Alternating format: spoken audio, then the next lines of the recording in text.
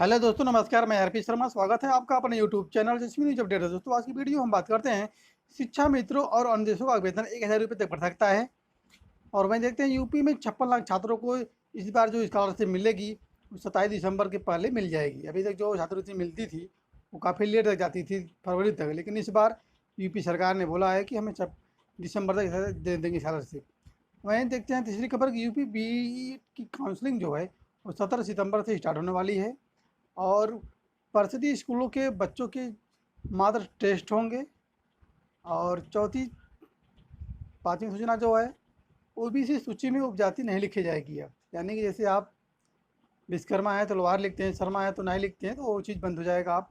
और तीसरी चीज़, माध्यमिक शिक्षा चयन बोर्ड का जो नियम है वो चेंज हो गया है। तो आइए इन सब बातों को हम आपको विस्तार से दिखाते हैं। आप यहाँ देख सकते हैं कि यूपी 1000 रुपये शिक्षा मित्रों का मानदेय, अनुदेशक और रसोइयों का मानदेय 500 रुपये तक बढ़ेगा। सपा शासन में बढ़ाया गया 30,000 अनुदेशकों का मानदेय 2017 में सत्ता परिवर्तन के बाद घटा दिया गया था। इतना ही नहीं, अनुदेशकों से बढ़े हुए मानदेय की वसूली भी की गई थी। अनुदेशकों का मानदेय भी बीते 4 साल से नहीं बढ़ा है। विभाग की ओर से अनुदेशकों का मानदेय भी 500 से 1000 रुपये तक बढ़ाने का प्रस्ताव किया गया है। तो ऐसे में आप इसको देख सकते हैं। और यहाँ पे विस्तार से देख सकते हैं, बेसिक शिक्षा परिषद के विद्यालयों में कार्यरत शिक्षा मित्रों का मानदेय 1000 रुपये प्रति माह तक बढ़ेगा। वहीं अनुदेशकों और रसोइयों का मानदेय 1000 से 500 तक। यानी शिक्षा मित्रों का 1000 तो क्लियर है, लेकिन अनुदेशक जो है उनका 500 से 1000 तक भी बढ़ सकता है, चाहे 500 से 1000 बढ़े। आगामी दिनों में होने वाले कार्यक्रम में मुख्यमंत्री योगी आदित्यनाथ के जरिए शिक्षा मित्रों, अनुदेशकों और रसोइयों के मानदेय बढ़ाने की घोषणा कराने की तैयारी है। सर्वोच्च न्यायालय से जुलाई 2017 में सहायक अध्यापक पद से समायोजन रद्द होने के बाद देश में प्रदेश में सरकार ने शिक्षा मित्रों का मानदेय 3500 से बढ़ाकर 10,000 रुपये महीना किया था। करीब 4 साल से 1,30,00,000 शिक्षा मित्रों का मानदेय नहीं बढ़ा है। वही सपा शासन में बढ़ाया गया 30,000 अनुदेशकों का मानदेय 2017 में सत्ता परिवर्तन के बाद घटा दिया गया था। इतना ही नहीं, अनुदेशकों से बढ़े हुए मानदेय की वसूली भी की गई थी। अनुदेशकों का मानदेय भी बीते 4 साल से नहीं बढ़ा है। विभाग की ओर से अनुदेशकों का मानदेय भी 500 से 1000 रुपये तक बढ़ाने का प्रस्ताव दिया है। विभाग के प्रस्ताव की मंजूरी मिली तो 1000 रुपये तक मानदेय बढ़ सकता है। वहीं कटौती हुई तो कम से कम 500 रुपये तक मानदेय बढ़ना तय है। कस्तूरबा गांधी बालिका विद्यालयों में भोजन पकाने वाले रसोइयों का मानदेय भी 500 रुपये बढ़ा सकता है। वित्त विभाग की हरी झंडी और बजट आवंटन होने के बाद अक्टूबर से बढ़ा हुआ मानदेय भुगतान की तैयारी है। यानी कि जो भी होगा वो अक्टूबर से इसकी तैयारी इसकी हो। वहीं आप देखते हैं कि उत्तर प्रदेश के 56 लाख से अधिक छात्रों के लिए खुशखबरी है। प्रदेश सरकार की तरफ से इस बार छात्रों को एक महीने पहले स्कॉलरशिप दी जाएगी। ऐसे में इस बार 27 दिसंबर को ही स्कॉलरशिप मिल जाएगी। इससे पहले राज्य सरकार द्वारा 2 अक्टूबर और 26 जनवरी को स्कॉलरशिप दी जाती थी।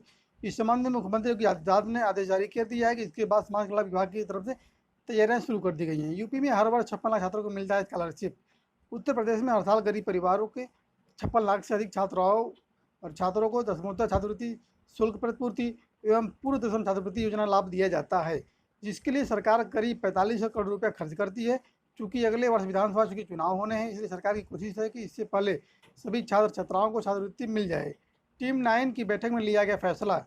स्कूल कॉलेजों में अन्य पिछड़ा वर्ग, अनुसूचित जाति, अनुसूचित जनजाति संवर्ग के छात्र छात्राओं को छात्रवृत्ति का भुगतान समयबद्ध ढंग से करने के निर्देश दिए हैं।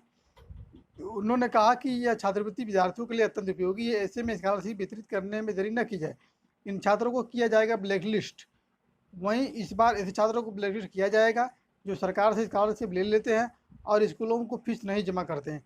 इसको लेकर समाज कल्याण विभाग की तरफ से नियम भी बनाया जा रहा है।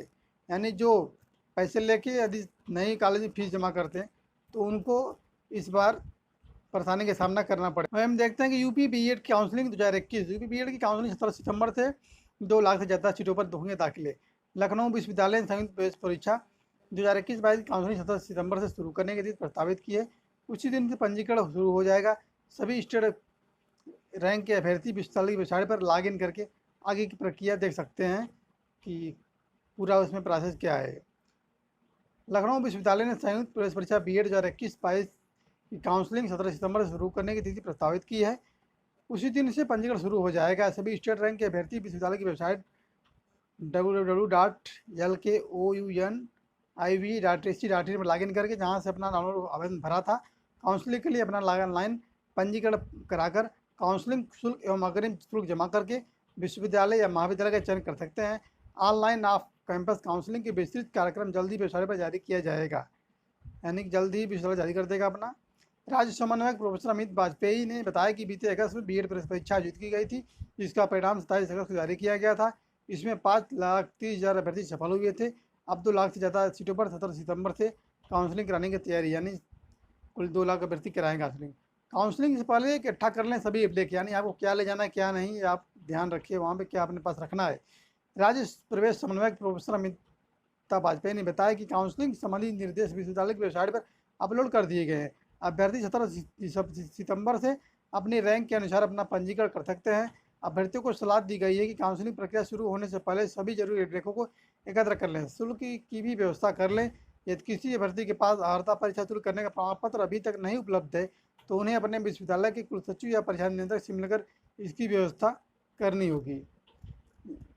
और सीट चुनने से पहले नोट कर ले महाविद्यालय का कोड। आप पहले से कोड महाविद्यालय का नोट कर ले, उसके बाद आप बैठ के तब उसको चुनिए कौन सा कॉलेज लॉक करना है आपको।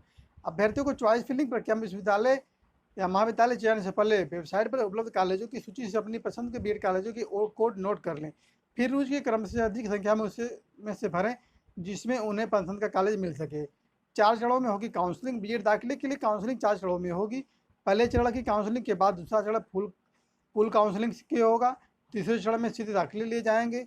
चौथे चरण में अल्पसंख्यक कॉलेजों की सीटों पर सीधे प्रवेश देने की प्रक्रिया होगी, यानी कुल 4 चरणों में होगी और उसका प्रारूप आपको दिखा दिए हैं। तो इस प्रकार से आप सब सारे कागज़ इकट्ठा कर लें और सब कॉलेज का कोड अपने इकट्ठा कर लें, उसके बाद आप बैठ जाइए कर। वहीं आप देखते हैं कि दिशा निर्देश यूपी के परिषदीय स्कूलों में बच्चों के टेस्ट, लिखित और मौखिक परीक्षा पर पाबंदी है। लिखित और मौखिक परीक्षा पाबंदी लगाई गई है। बेसिक शिक्षा विभाग ने स्कूलों के संचालन की गाइडलाइन जारी कर दी है। तो आइए इसको आपको डिटेल में यहाँ पे देखते हैं विस्तार से। बेसिक शिक्षा परिषद के विद्यालयों में विद्यार्थियों को किसी प्रकार के टेस्ट और लिखित एवं मौखिक परीक्षा पर रोक लगाई गई है। कक्षा 6 से 8 तक में हिंदी और गणित विषय के अध्ययन पर अधिक जोर दिया जाएगा।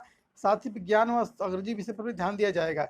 बेसिक शिक्षा विभाग ने कोरोना काल में लंबे अरसे बाद खुले स्कूलों में पठन पाठन के दिशा निर्देश जारी कर दिए हैं। विभाग का मानना है कि कोरोना की दूसरी लहर के भयावह रूप को देखने और अनुभव करने के बाद बच्चे स्कूल आ रहे हैं। ऐसे में उन पर स्कूल आते ही पढ़ाई के बोझ डालने की जगह सहज वातावरण दिया जाएगा। जिस शिक्षकों को बच्चों के साथ खेल गतिविधियों करने के निर्देश दिए गए हैं। साथ ही पहले और दूसरे सप्ताह में रोजाना बच्चों को एक शिक्षा पर कहानी सुनाई जाएगी। कक्षा 1 से 5 में प्रतिदिन 1 घंटे गणित व 1 घंटा हिंदी की पढ़ाई कराई जाएगी। शेष समय में बच्चों के साथ खेलकूद की गतिविधियों के साथ बच्चों को पुस्तकालय की पुस्तकें पढ़ने का अवसर दिया जाएगा। कोरोना के कारण लर्निंग गैप को दूर करने के लिए शिक्षकों व बच्चों के साथ गतिविधियाँ आयोजित कर बच्चों के वर्तमान शैक्षिक असर को समझा जाएगा।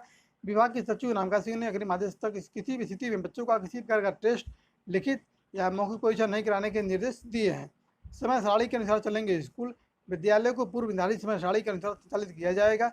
जिन विद्यालयों में बच्चे अधिक संख्या में उपस्थित हो रहे हैं वहाँ पठन पाठन 3-3 घंटे की 2 पाली में संचालित होगा। ऐसे विद्यालय जहाँ बच्चों के बैठने की पर्याप्त व्यवस्था उपलब्ध है वहाँ एक ही पाली में सुबह 8 से दोपहर 3 बजे तक संचालित किया जाएगा स्कूल। ई पाठशाला भी चलेगी। उत्तर प्रदेश दूरदर्शन पर प्रतिदिन सुबह 9 से दोपहर 1 बजे तक ई पाठशाला का आयोजन किया जाएगा। ई पाठशाला के संचालन के लिए प्रदेश स्तर से कक्षावार एवं विषयवार शैक्षणिक सामग्री प्रत्येक रविवार को सुबह 10 बजे व्हाट्सएप ग्रुप शिक्षकों को दी जाएगी। शिक्षक उस सामग्री को विभागों के व्हाट्सएप ग्रुप साझा करेंगे। राज्य स्तर से प्रत्येक शनिवार को व्हाट्सएप के माध्यम से सामाजिक क्विज प्रतियोगिता की सामग्री भी समझा जाएगी।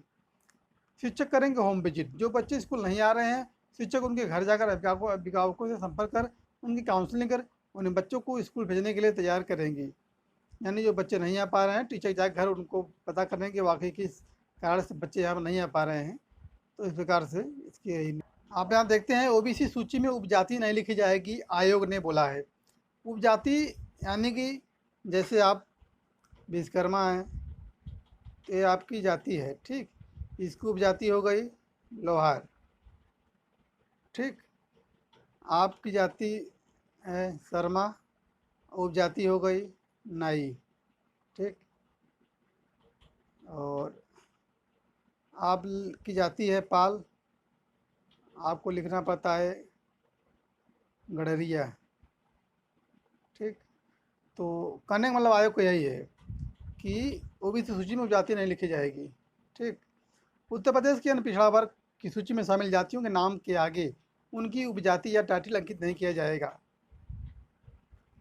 उनकी उपजाति और टाइटल दोनों को दिया है कि टाइटल भी आपको नहीं किया जाएगा। जाति का मूल नाम ही अंकित रहेगा। इसे फकीर जाति के प्रतिनिधियों की तरफ से दाखिल एक प्रतिवेदन को खारिज करते हुए आयोग ने स्पष्ट किया इस बारे में पुरानी व्यवस्था ही बनी रहेगी। आयोग के अध्यक्ष में हुई बैठक। आयोग के अध्यक्ष जसवंत सैनी, जो इसके अध्यक्ष हैं पिछड़ा वर्ग के आयोग सैनी, जसवंत सैनी को अध्यक्षता में बुधवार को हुई बैठक में फकीर जात के प्रतिनिधियों की तरफ से दिए गए एक प्रतिवेदन पर विचार किया गया। प्रतिवेदन में फकीर जात के आगे साईं, शाह, अलवी, दीवान, मदारी, छप्परबंद टाइटल अंकित किए जाने का अनुरोध किया गया था। कलाल, कलवार, कलार के साथ जायसवाल टाइटल जोड़ने और हज्जाम, नाई, सलमानी, कविता, सविता एवं श्रीनिवास के स्थान पर न्यायी ठाकुर सैन अंकित करने के प्रतिवेदनों को भी खारिज कर दिया गया है। यानी कि कुल 8 जातियों को ओबीसी में शामिल करने में सुनवाई हुई होगी। आउटसोर्सिंग भर्ती में आरक्षण का लाभ न देने पर होगी कार्रवाई। तो कुल मिला के यहाँ आप देख सकते हैं कि जो उपजाति है वो लोग लिखी नहीं जाएगी। यहाँ पे इसको आप डिटेल में आपको दिखाई दिए कि जो फकीर जाति के हैं वो मांग किए थे हमारे शाही है, शाह है, अलवी, दीवान, मदारी, छप्परबंद तुलिया टाइटल अंकित किए जाने का अनुरोध किया गया था, लेकिन कलाल, कलवार, कलार के साथ जायसवाल टाइटल जोड़ने और हज्जाम, नाई, सलमाना, सविता, श्रीनिवास के स्थान पर न्यायी ठाकुर सैन अंकित करने की भी खारिज कर दिया गया। आप देख सकते हैं जो खारिज कर दिया गया है। ऐसे में जो किसी भी जात के हों जान लीजिए कि उनका खारिज कर दिया है, इस पर कोई सुनवाई नहीं होगी। चयन बोर्ड में बदला नियम, शिक्षक भर्ती में आएगी तेजी। सहायता प्राप्त माध्यमिक विद्यालयों की शिक्षक भर्ती में अब तेजी से आएगी। माध्यमिक शिक्षा सेवा चयन बोर्ड ने नियमावली में संशोधन करते हुए साक्षात्कार के लिए अभ्यर्थियों को बुलाने की समय सीमा 21 दिन से घटाकर अब अभ्यर्थियों को साक्षात्कार के 10 दिन पहले प्रेस पत्र जारी करेगा। यानी अभी तक क्या था, जो उसे प्रवक्ता के एग्जाम में जो इंटरव्यू होता था, इंटरव्यू कई दिन पहले एडमिट कार्ड आपको मिलता था, लेकिन इस बार क्या किया है, उसने 21 दिन से घटाकर उसको 10 दिन पहले जारी कर दिया गया है। आपको 10 दिन पहले बताया जाएगा कि आपका इंटरव्यू है कहाँ पे है। संजय सिंह के मामले में सुप्रीम कोर्ट ने टीजीटी और पीजीटी 2021 के 15,158 पदों की भर्ती 31 अक्टूबर से पहले कराने के आदेश दिए हैं। समय कम होने के कारण चयन बोर्ड ने नियमावली में संशोधन करते हुए साक्षात्कार के दिन 10 दिन पूर्व डाक से सूचना देने का प्रस्ताव भेजा है, जिसे शासन ने मंजूरी दे दी है। विशेष सचिव जयशंकर दुबे ने इस संबंध में आदेश भेज दिया है। यानी कि जो चयन बोर्ड है इसको 31 अक्टूबर के पहले ही आपको पूरा भर्ती करानी है। तो ऐसे में जो 21 दिन पहले आपका डाक से जाता था वो इसको हटा के अब 10 दिन पहले ही कर दिया है और शासन ने इसको मंजूरी भी दे दिया है। तो ऐसे में जिनका भी क्वालिफाई होगा उनको इंटरव्यू के लिए मात्र 10 दिन पहले डाक से लेटर आएगा। यदि आपका पीटी निकला है तो आप आपका जो पोस्टमैन है या पोस्ट मास्टर है उनसे संपर्क करते रहिए। कभी कभी लेट हो गया तो आपको छूट सकता है, तो ऐसे में आप उन्हें संपर्क करते रहिएगा पीटी निकलने के बाद। कनिष्ठ आय के 536 पदों पर साक्षात्कार 15 से। उत्तर प्रदेश ने सेवा चयन आयोग कनिष्ठ आयोग व कनिष्ठ लिपिक के 536 पदों भर्ती के लिए 15 सितंबर से 8 अक्टूबर तक साक्षात्कार कराया जाएगा। साक्षात्कार आयोग के विभूति खंड गोमती नगर कार्यालय में होगा। परीक्षा नियंत्रक आशुतोष मोहन अग्निहोत्री ने इस संबंध में बुधवार को आदेश जारी कर दिया है। साक्षात्कार के लिए 2384 भर्ती को पात्र पाया गया है। अभ्यर्थी निर्धारित शुल्क जमा कर साक्षात्कार पत्र व अन्य 4 प्रपत्र डाउनलोड कर सकेंगे और आयोग की वेबसाइट पर दी गई वेबसाइट के अनुसार जमा कर डाउनलोड करना होगा। तय तिथि पर न आने वाले अभ्यर्थियों को 12 अक्टूबर को मौका दिया जाएगा, लेकिन इसके लिए इसे 8 अक्टूबर की शाम 5 बजे तक प्रार्थना पत्र देना होगा। यानी यदि जो नहीं पहुँच पा रहा है तो उनको एक बार 8 तारीख के जाके सूचना देना होगा कि हम नहीं आ पा रहे हैं, तो उनको 12 अक्टूबर को फिर व्यवस्था कराई। डीएलएड सेमेस्टर परीक्षाएं 12 से होंगी। तो जो भी डीएलएड के अभ्यर्थी हैं चाहे किसी सेमेस्टर का हों वो ध्यान से अपना जान लें कि उनका जो सेमेस्टर परीक्षाएं 12 से स्टार्ट होने वाली है, 12 सितंबर से। इनमें 75,000 से अधिक प्रत्याशी शामिल होंगे। सचिव परीक्षा नियामक प्राधिकारी संजय प्रधान ने इस बारे में सभी के अध्यक्षों को निर्देश भेज दिए हैं। प्रेस पत्र गुरुवार की शाम तक वेबसाइट पर अपलोड कर दिए जाएंगे, क्योंकि काफ़ी डीएलएड के अभ्यर्थी घर निकल चुके हैं इस समय। तो उनसे आ जाएगा, यदि उनको वीडियो पहुँचती है तो वीडियो सबको शेयर कर दीजिए, क्योंकि आज समय कम बचा है। 12 से में प्रेस पर आपका स्टार्ट हो जाएगा एग्ज़ाम। तो ऐसे में वो अलर्ट हो, पढ़ाई यदि अपना इसी समय से चालू कर दें। वहीं हम देखते हैं कि हाई स्कूल इंटर टर्म 1 परीक्षा 15 नवंबर से council for the Indian certificate examination board ने इंडियन सर्टिफिकेट और सेकेंडरी सर्टिफिकेट और इंडियन स्कूल सर्टिफिकेट की वर्ष 21-22 प्रथम सत्र की परीक्षा कार्यक्रम आधारित वेबसाइट जारी कर दिया है। बोर्ड ने पहले ही साफ कर दिया था कि इस वर्ष से 2 सत्रों में परीक्षा कराई जाएगी। 10वीं और 12वीं की परीक्षा 15 नवंबर से, हाई स्कूल की परीक्षा 6 दिसंबर को पूरी होगी। वहीं इंटर की परीक्षाएं 16 दिसंबर को पूरी होंगी। हाई स्कूल की परीक्षा 1 घंटे और इंटर की परीक्षा 2 घंटे की होगी। यूपी बोर्ड, सीबीएसई बोर्ड भी अब वर्ष में 2 बार परीक्षाएं कराएंगे। सीबीएसई ने अपना परीक्षा कार्यक्रम जारी कर दिया है। पहले दिन 15 नवंबर को हाई स्कूल की अंग्रेजी लैंग्वेज पेपर 1 की परीक्षा होगी। इसका मतलब हाई स्कूल इंटर टर्म 1 परीक्षा 15 नवंबर से, अब 2 सत्रों में परीक्षा कराई जाएगी। हाई स्कूल की परीक्षा 1 और इंटर की परीक्षा 1.5 घंटे की होगी। आईएससी बोर्ड परीक्षा क्रम जारी, 2 सत्रों में कराई जाएगी परीक्षाएं। अब 50% पाठ्यक्रम बोर्ड ने जारी कर दिया गया। तो दोस्तों, इस प्रकार से आज की न्यूज़ रही। और वीडियो यदि पसंद आए तो वीडियो को लाइक शेयर सब्सक्राइब जरूर करिएगा। धन्यवाद दोस्तों, नमस्कार।